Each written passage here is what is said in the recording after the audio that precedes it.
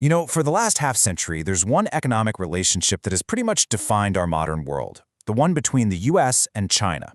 It is an incredible story, full of huge promises, really shocking consequences, and now a total rethinking of how global trade even works.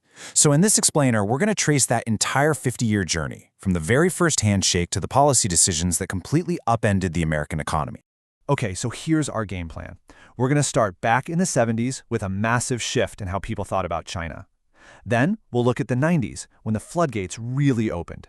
After that, we'll dig into the numbers and measure the impact of what's called the China shock. We'll see how that old way of thinking finally collapsed, and then we'll wrap up by looking at the new trade playbook that's being written as we speak.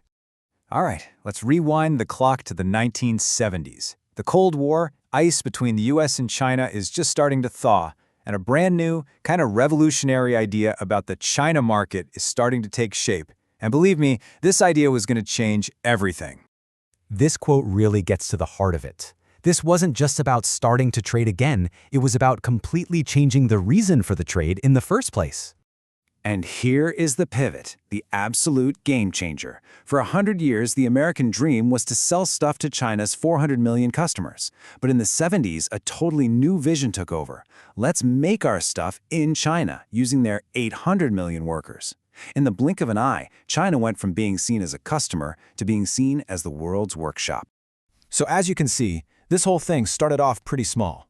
For guys like Nixon and Kissinger, trade was really just another move on the geopolitical chessboard, a way to play against the Soviets in the Cold War. The huge economic earthquake was still years away. Okay, so how did we get from that tiny trickle of trade to an absolute tidal wave?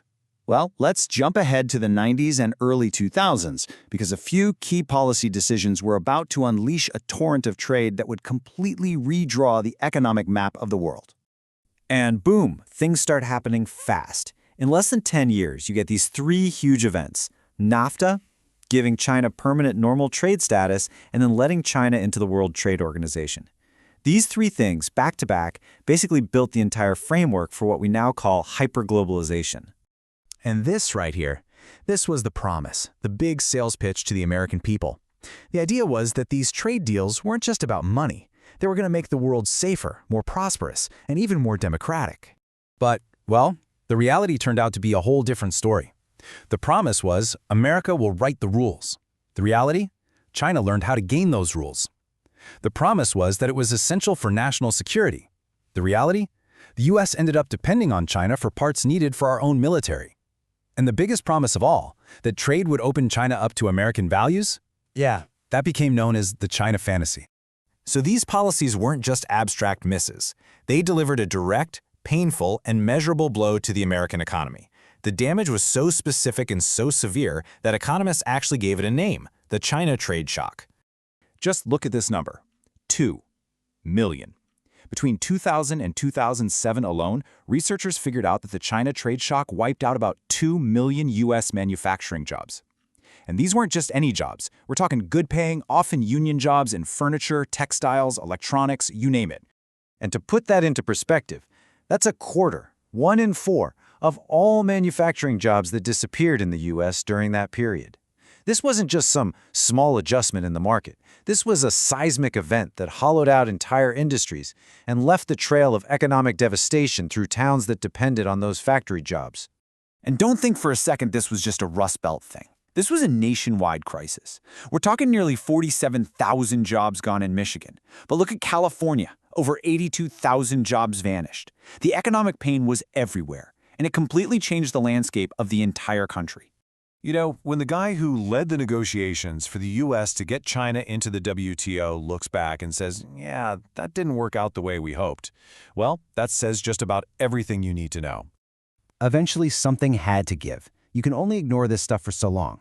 The sheer weight of all these consequences, the lost jobs, the broken promises, the hollowing out of communities, it finally became too much, and the old political consensus on trade just completely shattered. This old consensus, this idea of hyperglobalization, was obsessed with one thing: efficiency. Cheaper was always better, no matter what. And the result? It left the U.S. with a hollowed-out manufacturing base and dangerously fragile supply chains that, as we all saw during the pandemic, could break at a moment's notice. And that brings us to a huge political shift. This quote here really captures the changing tide. The election of Donald Trump wasn't just another election. It was a decisive, clean break with the past, a very conscious effort to undo what his supporters saw as decades of disastrous trade policy. So, what did this new approach actually look like? Well, people call it Trumponomics, and it was a direct assault on that old free trade model. It wasn't just one thing. You had tariffs and other forms of trade protectionism to try and level the playing field. You had tax cuts and deregulation to make it cheaper to do business here. And all of that was combined with very public pressure on companies to bring jobs back home. And make no mistake, this wasn't just a temporary blip on the radar. It really marked the beginning of a whole new era in economic policy, one where the old rules just don't apply anymore, and a completely new playbook is being written. And what's really wild is how this new thinking has gone mainstream. It's not a partisan thing anymore. You have a growing consensus from both sides of the aisle, from the House Select Committee on the CCP to other government commissions, all recommending that the U.S. should actually take away China's permanent normal trade status, a move that would have been totally unthinkable just a few years back. So the big takeaway here is that the goal isn't to just, find a new China. It's not about packing up and moving factories from China to Vietnam or Mexico. The new goal is a much deeper rethink of our economic independence, rebuilding our own production capabilities and diversifying our supply chains so that America is never again this dangerously dependent on any single country. So after 50 years, here we are. The pendulum has swung all the way back. The decades-long experiment with hyperglobalization is officially over. The old rule book has been torn to shreds. And that leaves us with the single biggest economic question of our time. What rules are we going to write in the new one?